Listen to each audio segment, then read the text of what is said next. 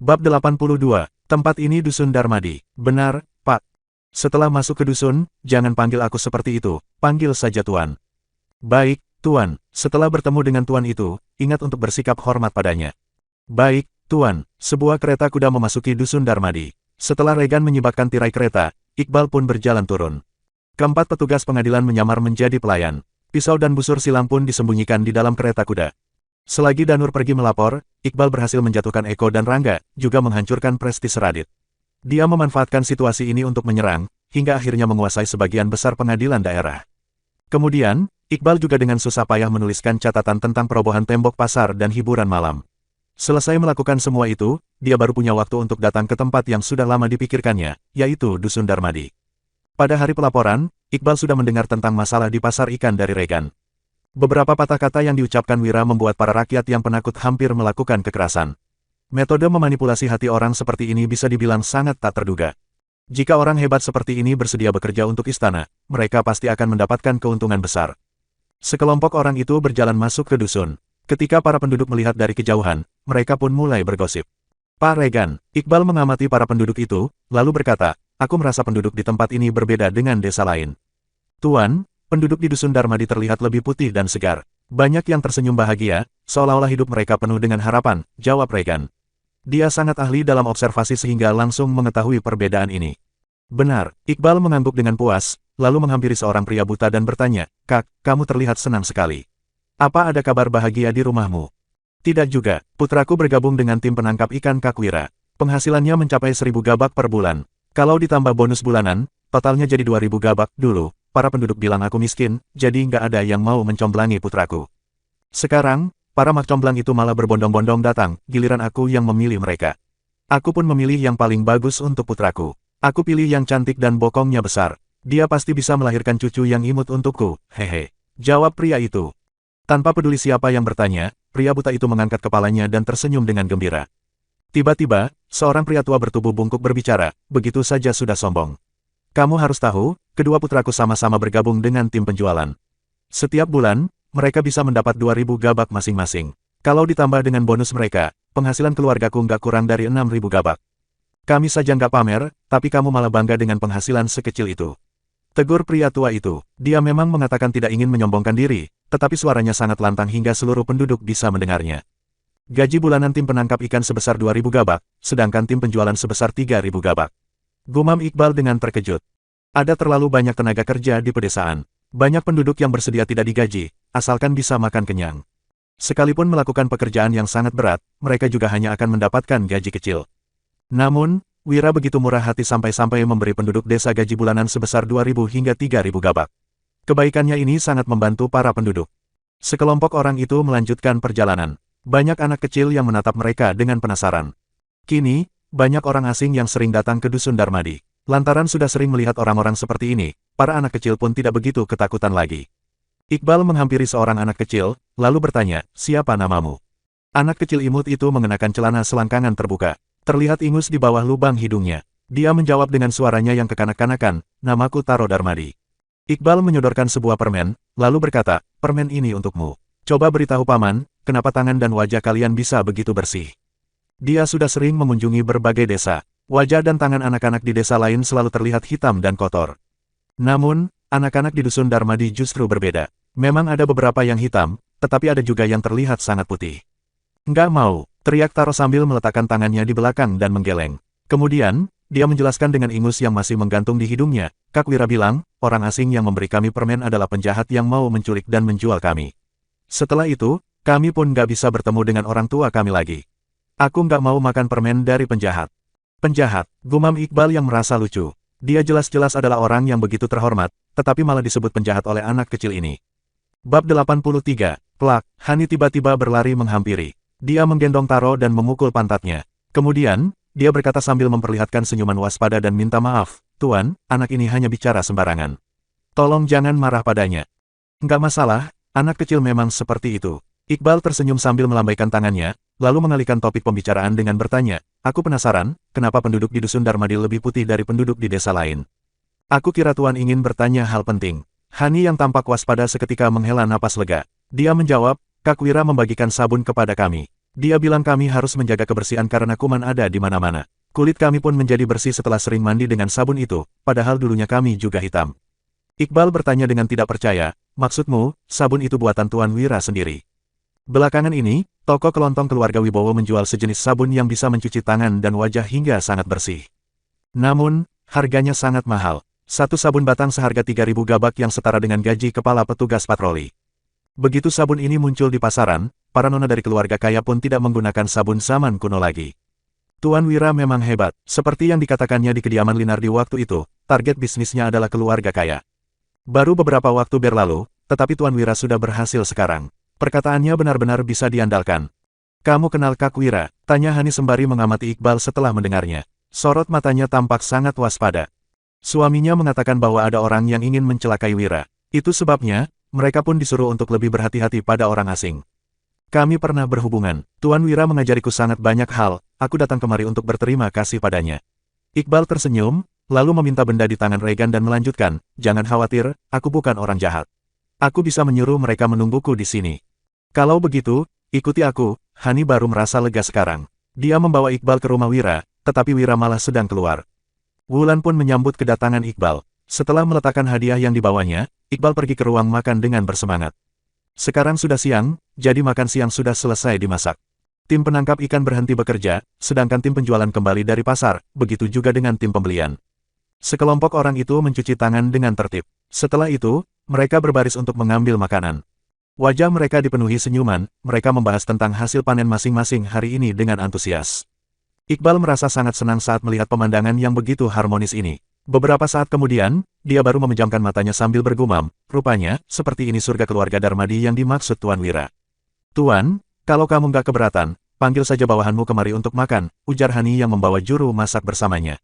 Mereka mengangkat sebuah meja, lalu menyajikan nasi, sayur-sayuran, sup telur, daging sapi, ikan goreng, dan lobak goreng. Mana mungkin aku keberatan, semua makanan ini bahkan lebih enak dari yang biasa aku makan. Iqbal duduk sembari tersenyum, lalu menoleh dan melambaikan tangannya untuk memanggil yang lain. Regan, suruh semua orang kemari. Kita akan makan bersama. Regan pun membawa keempat petugas pengadilan, lalu duduk dengan gugup. Mereka sangat hati-hati saat mengambil makanan, bahkan hanya menduduki setengah kursi mereka. Melihat mereka mulai makan, Hani memulai pembicaraan. Tuan, begitu melihatmu, aku tahu kamu bukan orang jahat.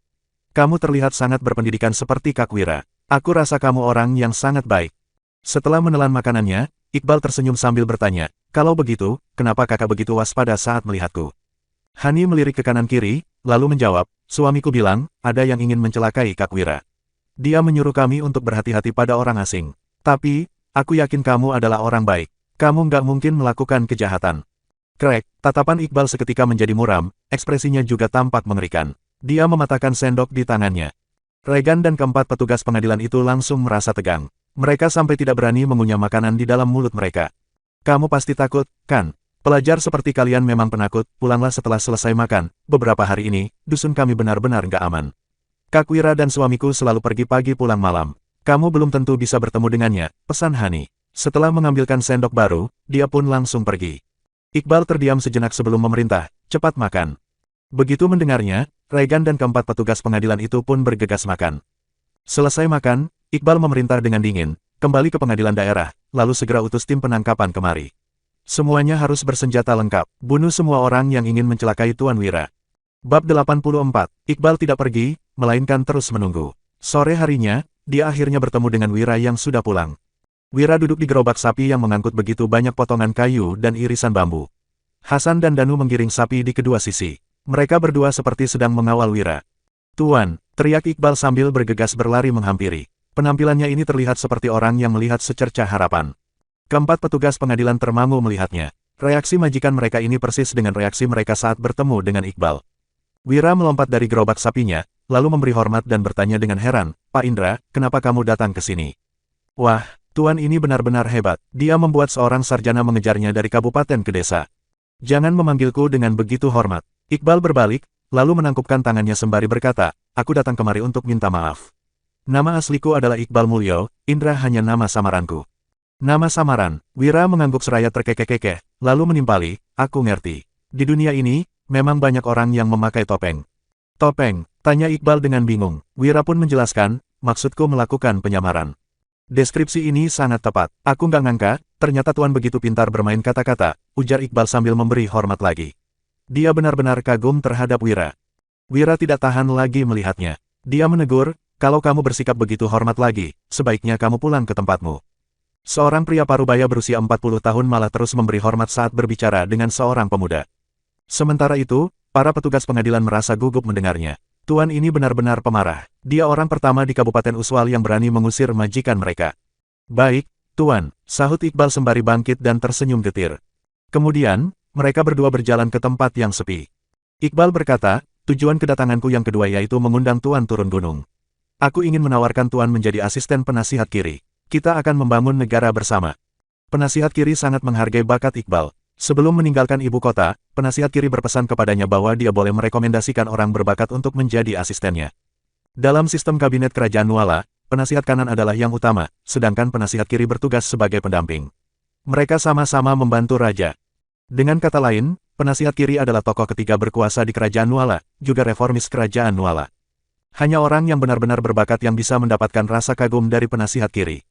Menjadi menteri, enggak, Wira buru-buru menggeleng, lalu meneruskan, aku sama sekali nggak ngerti urusan negara. Mana mungkin aku bisa menjadi asisten penasihat kiri? Tuan, aku nggak sehebat itu.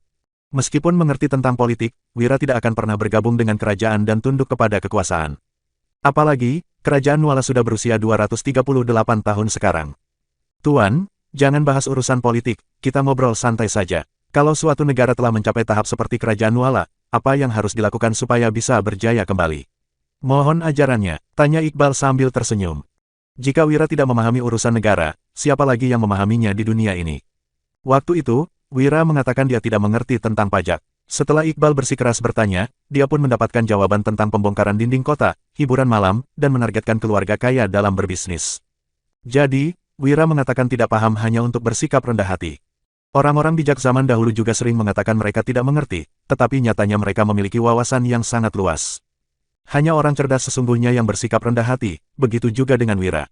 Wira pun tercengang mendengarnya. Dia menjawab, kondisi kerajaan Nuala sangat buruk. Dewa saja nggak bisa bantu, apalagi aku. Tuan, demi ratusan juta orang di dunia ini, tolong beri aku pencerahan. Seru Iqbal yang langsung berlutut, matanya bahkan berkaca-kaca saat menatap Wira.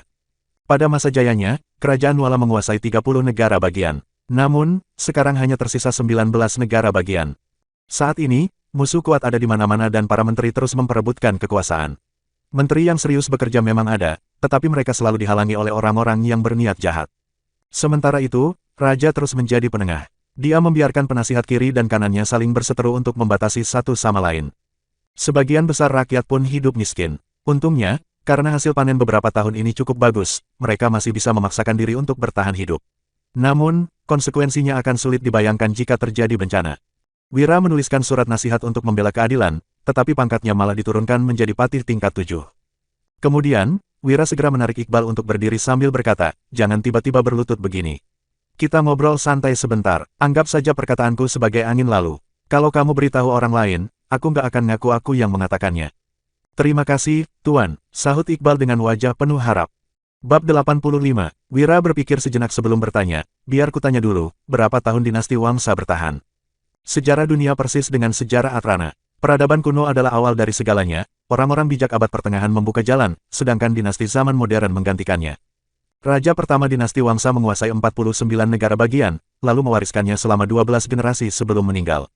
Iqbal sering membaca buku sejarah sehingga dia langsung menjawab, dinasti Wangsa bertahan hingga 17 generasi, totalnya 296 tahun. Wira mengalihkan topik dengan bertanya, gimana dengan dinasti Yelma? Dinasti Yelma diwariskan hingga 12 generasi, totalnya 234 tahun, jawab Iqbal dengan heran sambil merenungkan makna di balik pertanyaan Wira. Wira tersenyum, lalu bertanya lagi, gimana kalau dinasti Cahya? Wajah Iqbal menjadi pucat setelah menyadari sesuatu. Dia menjawab, dinasti Cahya diwariskan hingga 15 generasi, totalnya 270 tahun. Wira lagi-lagi bertanya, kalau dinasti Malku? Iqbal bercucuran keringat dingin saat menjawab, bertahan sampai 13 generasi, totalnya 245 tahun. Tidak berhenti sampai situ, Wira melanjutkan, dinasti Jenggara. Tubuh Iqbal seketika terhuyung hingga terjatuh ke tanah. Dia mulai gemetaran, lalu menjawab, bertahan sampai 11 generasi, totalnya 220 tahun. Dinasti Wangsa, Yelma, Cahya, Malku, Jenggara, dan yang terakhir adalah Nuala. Iqbal dulu khawatir kerajaan Nuala akan jatuh, tetapi dia merasa masih ada cara untuk menyelamatkannya. Sekarang, urutan yang disusun oleh Wira telah memberitahunya sebuah fakta, yaitu kerajaan Nuala akan jatuh sebentar lagi. Iqbal sungguh mengagumi kecerdasan Wira. Dia bisa memahami misteri seperti ini dari buku-buku sejarah. Kamu sangat pintar dan baik hati. Tapi, kerajaan gak akan bisa bertahan sampai 300 tahun. Manusia juga gak bisa mengubah takdir ini. Bagaimanapun, ini adalah hukum perkembangan sejarah, jelas Wira sembari menghela napas. Di zaman kuno, hal ini adalah sebuah misteri. Namun, setelah teknologi berkembang, anak kecil sekalipun akan tahu begitu membuka video tentang sejarah. Hukum perkembangan sejarah, gumam Iqbal dengan ekspresi putus asa. Tiba-tiba, dia kembali berkata dengan penuh semangat, karena Tuan tahu tentang hukum ini, Tuan pasti pernah memikirkan strategi untuk menghadapinya. Tolong selamatkan para rakyat. Setiap kali pergantian dinasti, pasti ada banyak korban yang berjatuhan. Aku ini manusia, bukan dewa. Wira memicingkan matanya sambil melanjutkan, apa kamu tahu penyebab goyahnya kerajaan Nuala? Iqbal mengangguk, lalu menjawab, kerajaan Nuala telah berkembang selama lebih dari 200 tahun, tapi penyerobotan tanahnya sangat serius, semua tanah itu direbut oleh para keluarga kaya dan berkuasa. Beberapa dari mereka dibebaskan dari pajak, sedangkan beberapa lagi menghindari pembayaran pajak. Yang bayar pajak malah para petani yang kesusahan itu. Negara nggak bisa melatih tentara kalau nggak dapat uang. Sementara itu, musuh sedang mengintai di mana-mana. Lanjut Iqbal. Wira memicingkan matanya, lalu bertanya, jadi, kamu sudah tahu apa yang harus kamu lakukan sekarang? Ya, kalau ingin kerajaan Nuala bertahan, orang-orang kaya itu harus bayar pajak. Jawab Iqbal. Kemudian, dia memberi hormat sambil berkata, tapi, aku masih butuh nasihat Tuan tentang cara mempraktikannya. Mendengar ini, Wira berjalan pergi sambil menimpali. Rakyat miskin, hanya perlu membayar pajak tanah, sementara orang kaya diwajibkan membayar pajak penghasilan. Asalkan berhasil diterapkan, kerajaan Nuala masih bisa bertahan hingga 100 tahun. Tapi, kamu harus tahu, siapapun yang memberi usul ini akan dibenci oleh para menteri dan cendekiawan. Rakyat miskin hanya membayar pajak tanah, orang kaya wajib membayar pajak penghasilan. Gumam Iqbal dengan mata berbinar-binar. Setelah itu, dia berlutut menghadap Wira dan bersujud 3 kali seraya berkata, asalkan kerajaan Nuala bisa bertahan 100 tahun lagi, aku nggak keberatan kalau mati. Aku mewakili rakyat kerajaan Nuala berterima kasih kepada Tuan. Para pejabat dan bangsawan memiliki hak istimewa bebas pajak. Siapapun yang berani mengusulkan memungut pajak dari mereka, itu sama saja dengan bermusuhan dengan para cendekiawan. Namun, Iqbal tidak keberatan jika harus bermusuhan dengan orang-orang itu. Baginya, membantu para rakyat dan mempertahankan kerajaan Nuala hingga ratusan tahun lagi barulah hal terpenting. Tiba-tiba, Regan menghampiri Iqbal, dia melapor dengan sungguh-sungguh, Pak Iqbal, aku sudah menyelidikinya. Ada yang menyewa 3 penguasa desa 3 harimau untuk membunuh Tuan Muda Wira. Sorot mata Iqbal menjadi muram saat bertanya, sudah tahu siapa pelakunya? Belum, Regan merasa sangat gugup, lalu melanjutkan, tapi, waktu membawa pasukan kemari, aku kebetulan menemukan sekelompok orang yang mencurigakan. Mereka bersembunyi di luar dusun Darmadi. Yang memimpin adalah Jamal, ketua ketiga desa 3 harimau. Iqbal menyahut dengan murung, tunggu apa lagi? Langsung bunuh mereka. Regan tersenyum getir, lalu membalas, aku memang mau memberi perintah seperti itu, tapi dicegah bawahan Tuan Muda Wira. Mereka melarangku menyerang Jamal. Pak, bagaimana menurutmu? Jamal adalah buronan istana. Iqbal memicingkan matanya, lalu bertanya, Jamal apanya? Memangnya kamu melihatnya? Oh, enggak. Melihat reaksi majikannya ini, Iqbal langsung memahaminya, jadi, dia buru-buru menggeleng seraya berkata, setelah dipikir-pikir, sepertinya aku salah lihat. Aku enggak melihat Jamal. Ya, Iqbal pun mengangguk sembari, memperingatkan, lain kali, kamu harus menuruti perkataan Tuan Wira. Lihat jelas apa yang boleh kamu lihat. Kalau nggak boleh, tutup saja matamu. Baik, Pak, sahut Regan yang bercucuran keringat dingin. Kemudian, dia membatin, entah kehebatan apa yang dimiliki Tuan Muda Wira ini, kenapa majikannya yang selalu menolak untuk tunduk begitu menurutinya. Di sisi lain, Iqbal sedang berpikir keras, Tuan Wira, apa tujuanmu membiarkan para preman itu masuk ke desa? Bab 86, beli kulit hewan, silakan dijual kepada kami. Teriak Jamal. Jamal yang sudah mencukur janggutnya bukan hanya tidak terlihat garang lagi. Kini, wajahnya yang bulat justru terlihat agak lucu. Dia menyamar sebagai pedagang. Meskipun terus berteriak, tatapannya yang jahat terus memindai ke sekeliling. Di belakangnya, terlihat 2 bawahan yang mengangkat keranjang. Bagian atas keranjang itu ditutup dengan kulit hewan, sedangkan bagian dalamnya terdapat kapak dan pisau yang disembunyikan. Meskipun sikap Jamal sangat sembrono, dia selalu mengusahakan yang terbaik jika sudah membuat keputusan. Demi survei kali ini, Jamal telah membuat persiapan matang. Itu sebabnya, dia menyamar menjadi pedagang yang menerima kulit hewan. Cara ini bukan hanya bisa menyembunyikan identitas mereka, tetapi juga memudahkan mereka mengobrol dengan penduduk desa. Asalkan memastikan target mereka ada di rumah, mereka bisa membawa orang untuk menghabisinya malam nanti. Ketika berpikir demikian, tiba-tiba terdengar sebuah suara yang familiar. Ketua Jamal, rupanya kamu. Kenapa kamu mencukur janggutmu? Kami hampir nggak bisa mengenalimu.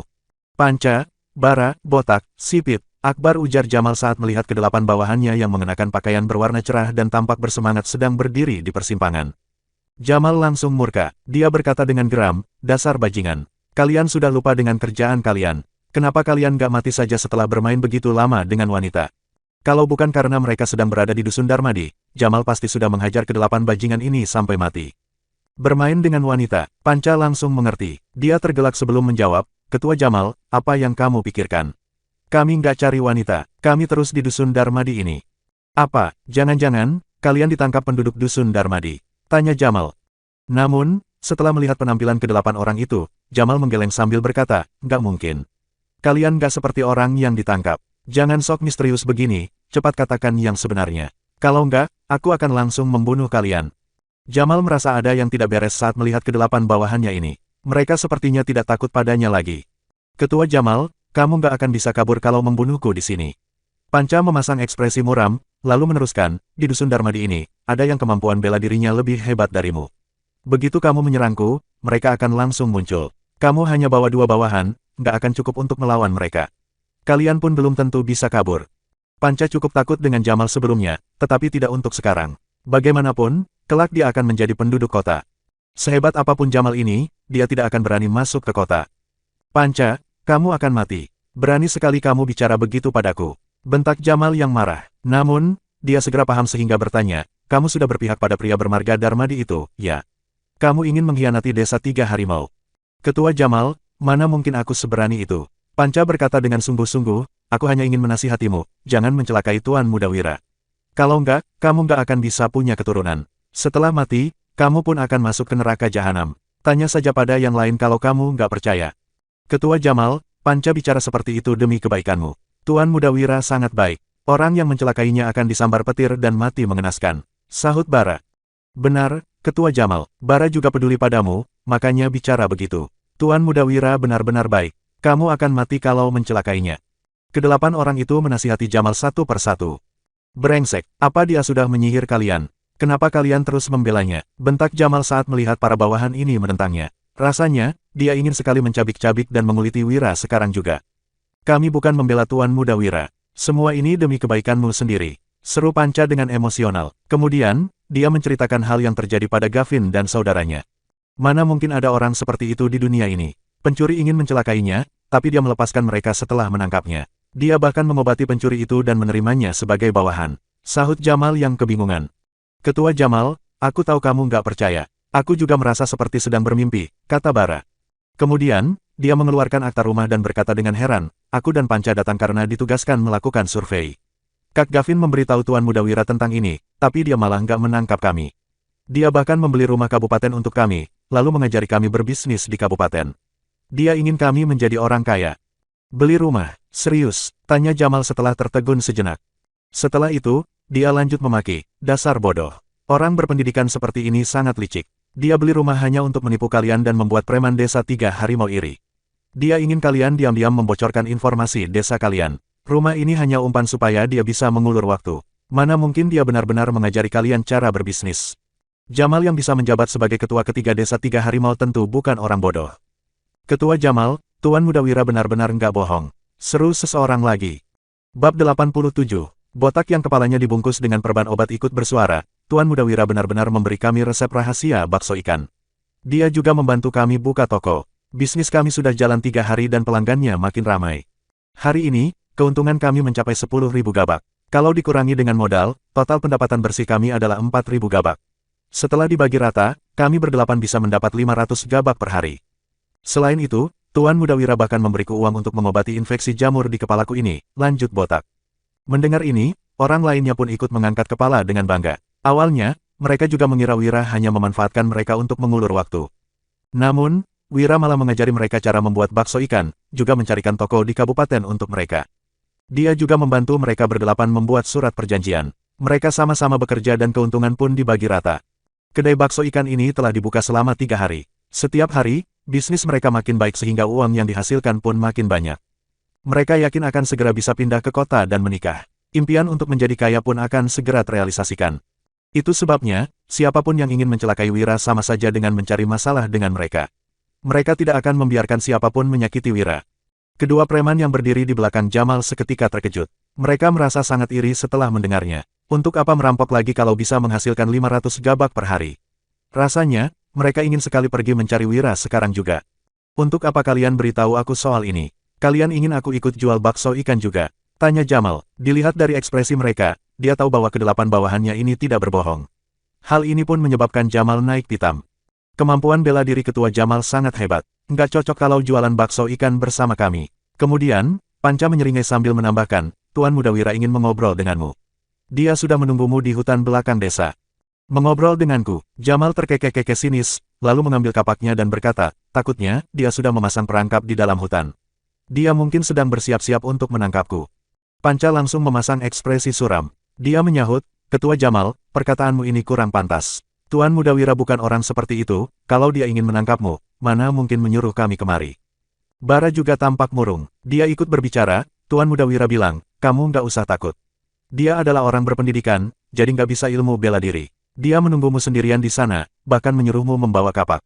Botak turut menambahkan, Ketua Jamal, kalau kamu nggak berani, pulang saja ke desa Tiga Harimau, Tuan Muda Wira sangat baik, dia nggak akan mentertawakanmu.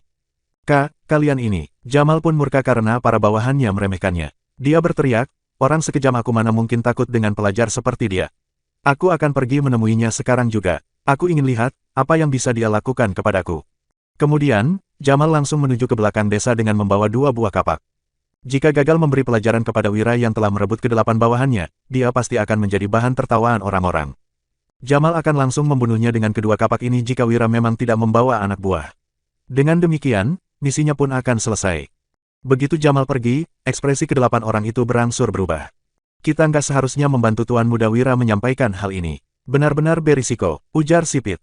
Panca mengernyit seraya membalas, Tuan Muda Wira nggak mungkin berbohong. Tapi, Ketua Jamal belum tentu bisa dipercaya.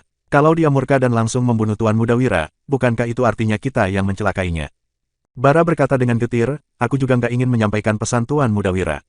Tapi, apa yang bisa kulakukan kalau Tuan Muda Wira yang suruh? Tuan Muda sangat baik, meskipun Ketua Jamal begitu kejam, dia pasti akan luluh dibuatnya. Semoga begitu, sahut yang lainnya. Mereka diam-diam berdoa agar Wira diberkati. Kemudian, kedua preman yang mengikuti Jamal tiba-tiba mendekat dan bertanya, Kak, apa kami boleh ikut kalian berbisnis bakso ikan? Kami nggak ingin jadi perampok lagi. Panca menyahut, kami hanya preman yang bertugas memantau dan nggak pernah membunuh siapapun. Tuan Muda Wira bersedia membantu kami membuka kedai di Kabupaten Uswal juga karena nggak ada yang mengenal kami. Tapi, kalian berbeda. Kalian sudah pernah membunuh, kalau Tuan Muda Wira membantu kalian membuka usaha di Kabupaten Uswal, kalian hanya akan mencelakainya kalau dikenali orang lain nanti. Jadi, kami nggak bisa membawa kalian pergi. Jelas Panca seraya melirik kedua preman itu. Begitu mendengarnya, mereka berdua pun tampak kecewa. Bara menasihati dengan lirih, Panca, Tuan Muda sudah bilang bahwa orang yang mau bertobat adalah orang baik, kalau mereka benar-benar mau berubah, kita bisa saja membantu mereka. Mereka bisa berbisnis di kabupaten lain, kan? Kedua preman itu pun berbinar-binar setelah mendengarnya. Bab 88, meskipun Jamal tampak menggebu-gebu saat berada di depan bawahannya, nyatanya dia sangat berwaspada sekarang. Begitu memasuki hutan, dia langsung memungut sebuah ranting pohon dan berjalan dengan perlahan seperti orang buta.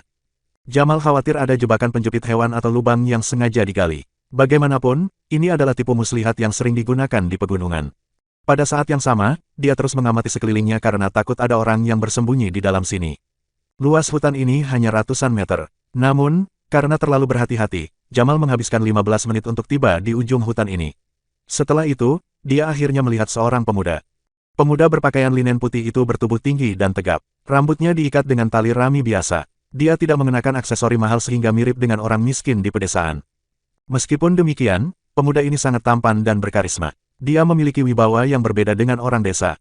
Saat ini, matahari sedang terbenam. Cahaya matahari menyinari wajahnya, membuatnya seolah-olah dilapisi cahaya emas. Melihat Jamal yang terlihat bersemangat, Wira berkata dengan ekspresi datar, kamu lebih berhati-hati dari yang kukira. Preman pegunungan sepertiku pasti sudah mati kalau ceroboh. Mana mungkin masih bisa menjadi ketua? Teriak Jamal dengan ekspresi menyindir. Setelah mengangkat kapaknya sambil mengamati, dia menghampiri Wira dengan galak dan berkata, otakmu sudah rusak karena kebanyakan belajar, ya. Berani sekali kamu datang menemuiku sendirian. Kamu nggak takut aku memenggal kepalamu? Wira pun tersenyum, lalu menimpali, coba kamu penggal kepalaku sekarang juga. Mari kita lihat, siapa yang akan mati duluan.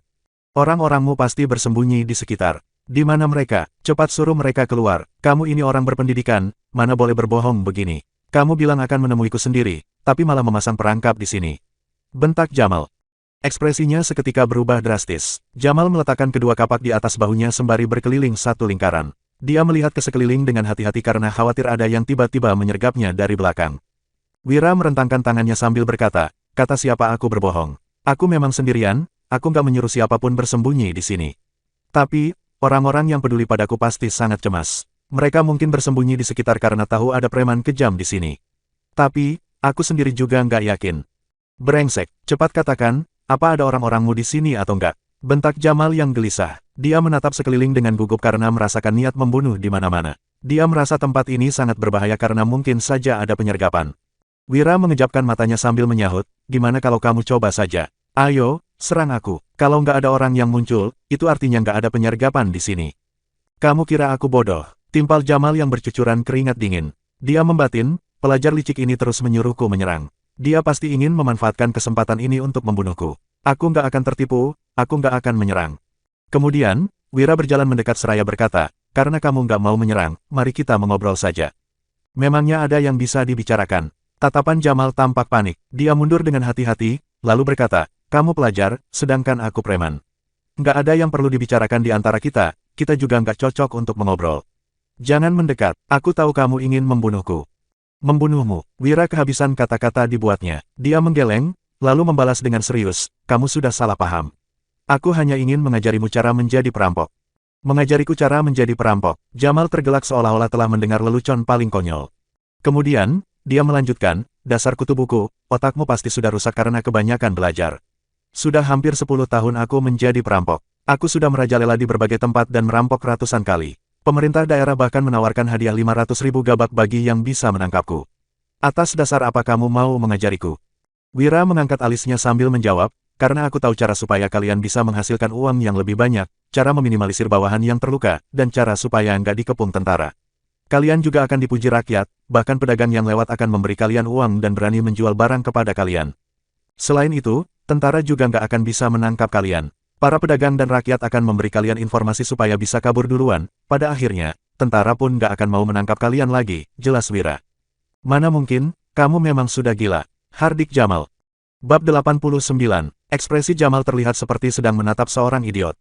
Jika para bandit ingin menghasilkan banyak uang, mereka tentu harus merampok dan membunuh lebih banyak. Bagaimana mungkin tidak ada korban saat melakukan perampokan? Setiap ada yang mati, petugas pemerintahan pun akan datang untuk menangkap mereka. Selain itu, sudah syukur jika rakyat setempat tidak menjadi mata-mata pemerintah. Mereka tidak mungkin bersedia membocorkan informasi untuk para bandit. Adapun para pedagang, mereka sudah pasti akan menghindar. Mana mungkin mereka berinisiatif memberi uang atau memberi informasi. Bocah ini bahkan mengatakan tentara tidak akan mengepung mereka. Benar-benar mimpi di siang bolong. Para tentara itu tidak akan punya prestasi jika tidak menangkap penjahat seperti mereka. Itu sebabnya, Jamal yakin Wira sudah gila karena kebanyakan belajar. Jika tidak, mana mungkin dia bicara seperti itu. Wira mendengkus ringan, lalu berkata, nggak ada yang mustahil di dunia ini. Kamu rasa nggak bisa karena wawasanmu terlalu sempit. Kamu hanya nggak pernah melihat hal-hal seperti itu. Jamal mengernyit sambil bertanya, apa yang ingin kamu katakan? Wira membalas dengan serius, biar kutanya dulu, kenapa para tentara itu ingin menangkap kalian? Jamal mengerlingkan matanya, lalu menjawab, tentu karena kami merampok dan membunuh orang. Wira bertanya lagi, lalu, kenapa pedagang menghindar dari kalian dan nggak berani berbisnis dengan kalian? Jamal kembali mengernyit seraya menjawab, omong kosong macam apa ini? Tentu karena kami merampok mereka. Jadi, kenapa rakyat membenci kalian? Tanya Wira.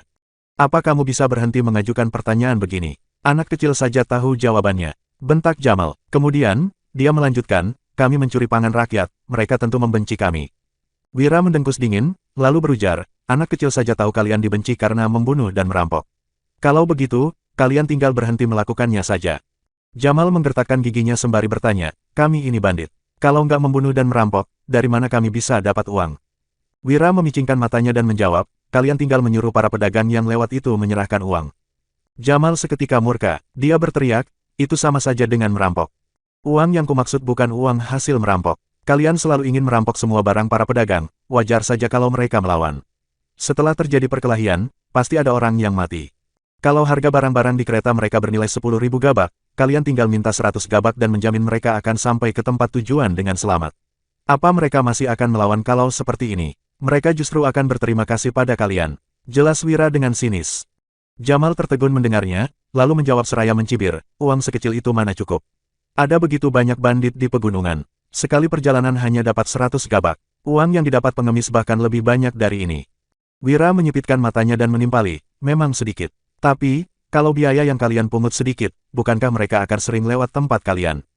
Jamal termangu sesaat, lalu menjawab, tentu saja. Wira mengangkat alisnya dan menjelaskan lagi, setelah orang-orang tahu biaya yang kalian pungut sedikit dan akan mengawal mereka sampai ke tempat tujuan, apakah pedagang lain akan melewati tempat kalian? Ya, itu sudah pasti. Sahut Jamal segera, hal yang paling sulit dalam berbisnis adalah pengangkutan barang yang tidak aman. Asalkan menjamin keselamatan mereka dan memungut sedikit uang dari mereka, para pedagang yang lewat tentu akan banyak. Meskipun biaya yang dipungut sedikit, jumlahnya pasti akan menjadi banyak jika ditambahkan. Bab 90. Dengan begini, mereka tidak perlu membunuh lagi untuk mendapatkan uang. Jumlah korban pun akan berkurang. Para pedagang yang lewat juga tidak perlu menyewa terlalu banyak pengawal lagi sehingga bisa menghemat banyak uang. Kalau begitu, mereka pasti akan membayar dengan senang hati. Hebat sekali, orang berpendidikan memang cerdas. Cara ini bisa membuat para pedagang berinisiatif membayar, bahkan tidak perlu merampok dan membunuh lagi. Mereka bisa menghasilkan uang tanpa menggunakan kekerasan. Kalian tinggal mengatur tempat pemungutan nanti. Cukup beberapa preman yang berjaga di sana, ujar Wira. Kemudian, dia menambahkan, anggota kalian juga bisa membuka kedai atau penginapan untuk para pedagang dan pejalan kaki. Kalau kalian nggak bisa, suruh para pedagang itu yang buka juga boleh. Kalian pungut saja biaya untuk melindungi bisnis mereka. Dengan begini, penghasilan kalian akan bertambah lagi, kan? Dengan pendapatan ini, apa kalian masih menginginkan pangan para rakyat? Setelah berhenti memungut tarif jalan dari mereka, mana mungkin mereka memanggil kalian perampok lagi? Kelak, kalian pun akan menjadi pahlawan. Mereka pasti akan membocorkan informasi kepada kalian kalau terjadi sesuatu, lanjut Wira. Benar, benar sekali. Jamal mengangguk tanpa henti. Dia mengacungkan jempolnya kepada Wira, lalu memuji, Tuan, kamu pintar sekali. Kami pasti akan menghasilkan uang kalau menuruti perkataanmu. Tapi, gimana supaya pemerintah berhenti memburu kami? Wira terkekeh-kekeh, lalu menjawab, asalkan kalian mengatur tempat pemungutan dengan baik, pemerintah nggak akan memburu kalian lagi. Setelah mendengarnya, Jamal tertegun sejenak. Tiba-tiba, dia menangkupkan tangan seraya berkata, aku sudah mengerti. Terima kasih atas bimbingan Tuan. Apabila ingin mengatur pos pemungutan dan menjamin keselamatan para pedagang, mereka tentu harus menaklukkan para bandit di pegunungan dulu. Tindakan ini sama saja dengan membantu pemerintah menjaga keamanan dan ketertiban rakyat. Mana mungkin mereka tidak senang melihatnya. Jika pemerintah menekan mereka, jalur perdagangan akan terhambat dan para bandit akan merajalela kembali. Pemerintah tidaklah bodoh, mereka pasti akan berpura-pura tidak tahu dan tidak berani mencegah. Kamu cukup cerdas. Kalau begitu, aku akan memberimu sedikit bimbingan lagi. Wira tiba-tiba menjadi tertarik sehingga menambahkan, jangan hanya terpaku pada Kabupaten Uswal yang kecil ini. Kalian harus memperluas bisnis kalian sampai ke kota pusat pemerintahan Jagabu, Provinsi Jawali, bahkan seluruh kerajaan Nuala dan seluruh dunia. Begitu mendengar kata, seluruh dunia, Jamal langsung dipenuhi semangat. Dia memberi hormat sembari berkata, tolong Tuan memberiku bimbingan lagi. Wira menyahut, mulai dari kota pusat pemerintahan Jagabu dulu, cari para bandit yang cerdas. Kamu harus membujuk mereka, lalu membentuk sebuah aliansi. Makin luas jalur bisnisnya, maka orang yang lewat akan makin banyak. Penghasilan kalian pun akan bertambah dan posisi kalian akan makin aman. Bagaimanapun, para pedagang dan pemerintah pasti ingin kalian aman. Kalau enggak, jalur bisnis akan terhambat dan bandit akan merajalela. Setelah pengaruh kalian cukup besar, pemerintah bahkan akan memberimu gelar. Kamu akan menjadi seorang pejabat nanti. Tambah Wira. Kabupaten Sijala, seru Jamal, tempat ini adalah markas para bandit pegunungan. Jamal tampak menggebu-gebu, dia menatap Wira cukup lama, lalu sontak berlutut di tanah. Kemudian, dia bersujud sambil berkata, Tuan benar-benar jenius. Aku mengundang Tuan ke desa Tiga Harimau dan menjadi penasihat kami. Kita akan sama-sama membangun masa depan yang cemerlang. Kamu memintaku menjadi penasihat. Wira terperangah melihat sikap Jamal ini. Kemudian, dia segera melambaikan tangannya seraya menimpali, ini nggak mungkin. Kalian harus berusaha sendiri, aku nggak akan menjadi penasihat kalian. Wira bahkan tidak ingin menjadi asisten penasihat kiri, apalagi menjadi penasihat para bandit ini. Benar-benar konyol. Jamal langsung berjalan ke hadapan Wira, lalu berkata, kalau begitu, aku terpaksa menculik Tuan, bagaimanapun, aku harus membawa Tuan ke Gunung Harimau Hitam. Wira memicingkan matanya sambil bertanya, kamu nggak takut ada penyergapan di sini? Aku tetap harus mencobanya. Demi masa depan yang cerah, aku terpaksa harus menyinggung Tuan. Teriak Jamal sembari menerjang ke arah Wira. Dia berniat untuk menangkap Wira, lalu langsung membawanya kabur. Gila, Wira benar-benar ingin memaki sekarang. Dia hanya memberitahu Hasan akan bertemu dengan Jamal di sini dan tidak memasang perangkap apapun. Hasan pun hanya diam saat mendengarnya. Jika benar-benar diculik Jamal dan dipaksa untuk menjadi penasihat mereka, semua usahanya untuk Dusun Darmadi akan sia-sia.